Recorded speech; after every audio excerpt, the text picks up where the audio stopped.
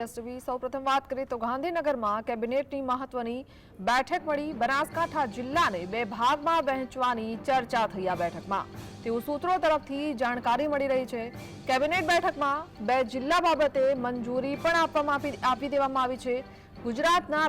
ગુજરાત રાજ્યને વધુ એક જિલ્લો મળી શકે છે।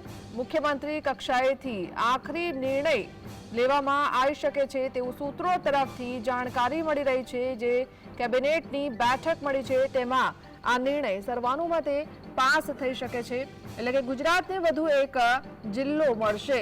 બનાસકાંઠા જે જિલ્લો છે તેમાં બે ભાગ કરવામાં આવશે।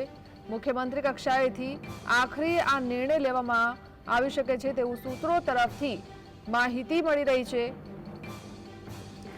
તો સહયોગી કામેશ આપણી સાથે જોડાયા છે। કામેશ, શું લાગી રહ્યું છે બનાસકાંઠામાં જે રીતે બનાસકાંઠાની વાત થઈ રહી છે કે બે ભાગમાં વહેંચવામાં આવશે, કઈ રીતે બે ભાગમાં વહેંચાઈ શકે છે અને અત્યારે શું જાણકારી?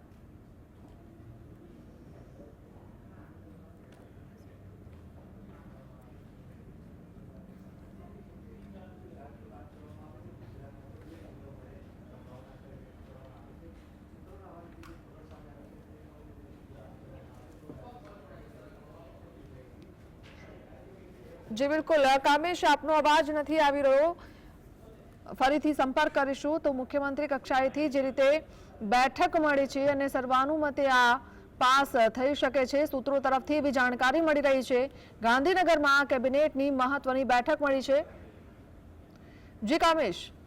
બિલકુલ હિના, ગાંધીનગરમાં જે કેબિનેટની બેઠકનું જે આયોજન કરવામાં આવ્યું અને કેબિનેટની બેઠકમાં મહત્વપૂર્ણ મુદ્દાઓ પર ચર્ચા વિચારણા કરવામાં આવી। સૌથી મહત્વની વાત એ અત્યારે સામે આવી રહી છે, સૂત્રોના હવાલેથી જે મહત્વની ખબર સામે આવી રહી છે અને તેને લઈને વાત કરીએ તો બનાસકાંઠાથી એક મહત્વના સમાચાર આવ્યા છે। બનાસકાંઠા જિલ્લાને બે ભાગમાં વહેંચવાની વાત અત્યારે સામે આવી રહી છે અને તેને લઈને આ બાબત મહત્વપૂર્ણ છે, કારણ કે કેબિનેટની બેઠકમાં જે બનાસકાંઠા જિલ્લાને જે બે ભાગમાં વહેંચવા અંગે ચર્ચા થઈ હોવાની વાત સામે આવી રહી છે।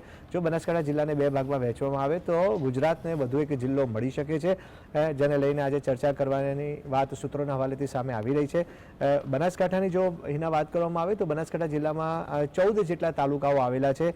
બનાસકાંઠા જિલ્લાની જો વાત કરીએ તો પાલનપુર, વડગામ, અમીરગઢ, દાતા, ડીસા, દાંતીવાડા, ધાનેરા, થરાદ, વાવ, સુઈગામ, ભાભર, દિયોગર, લાખણી અને કાંકરેજ તાલુકાઓનો સમાવેશ થાય છે। એટલે જો બનાસકાંઠાને બે ભાગમાં વિભાજિત કરવામાં આવે, બે જિલ્લામાં વિભાજિત કરવામાં આવે તો તેના રાજકીય અને ભૌગોલિક દ્રષ્ટિએ કહી શકાશે કે ખૂબ મહત્વપૂર્ણ સમીકરણો સામે આવી શકે છે।